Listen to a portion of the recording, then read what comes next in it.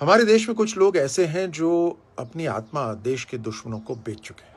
अपने ही देश को, अपने महापुरुषों को नीचा दिखाना, अपमानित करने में ये कोई कसर नहीं छोड़ते। ये दीमक हैं जो आपकी चौखट खोखली करने में लगे हैं। लेकिन अब देश जाग चुका है और हम और बर्दाश्त नहीं करेंगे।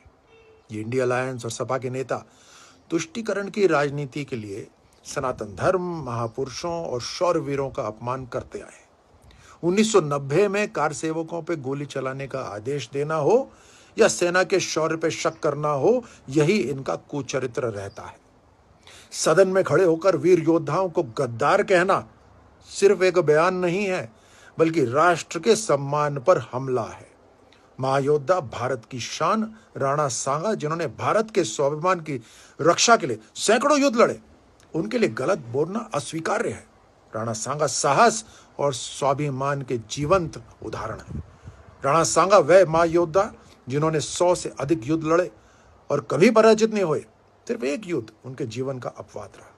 उनके शरीर पर 80 से अधिक घाव थे, फिर भी वे अंतिम सांस तक मातृभूमि की रक्षा के लिए लड़े।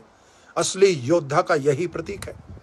एक आंख, एक हाथ और एक पैर खोने के बावजूद उनका संकल्प अडिग रहा। और ये उनके लिए गलत बात बोल रहे हैं। अब ये सच है, राणा सांगा ने 1517 में खतौली और 1518 में बाड़ी के युद्ध में इब्राहिम लोदी को हराया था। और यह सब कुछ बाबर के भारत आने से पहले हुआ था।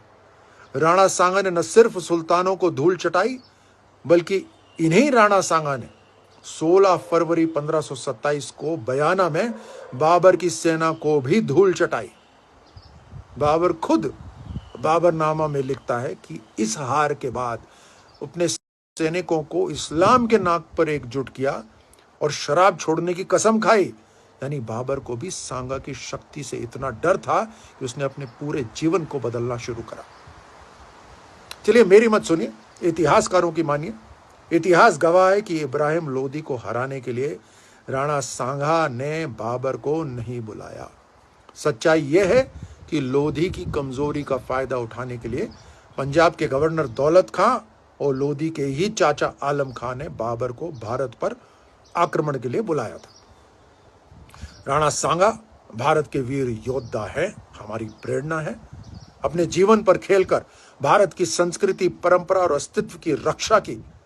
और हमें गर्व है कि हम भारत भूमि में, अपनी मातृभूमि में जन्मे हैं और अपना जीवन अपनी मातृभूमि को समर्पित करने का हमें सौभाग्य प्राप्त हुआ है। भारत का इतिहास राणा सांगा वीरों के शौर्य से लिखा गया है। जो वीर अपने रक्त की आखिरी बूंद तक भारत भूमि की रक्षा के लिए लड़ता है, उसे गद्दार नहीं, राष्ट्र नायक कहा जाता है। मेरे साथियों, शेर दिल हिंदुस्तानियों, जरूरत पड़ने पर हमारी तीसरी आंख खुलनी चाहिए। हमारा देश और सनातन धर्म शांति प्रिय है। ये मेरा संदेश हर देशभक्त को भेजेगा। भारत माता की जय। जय हिंद।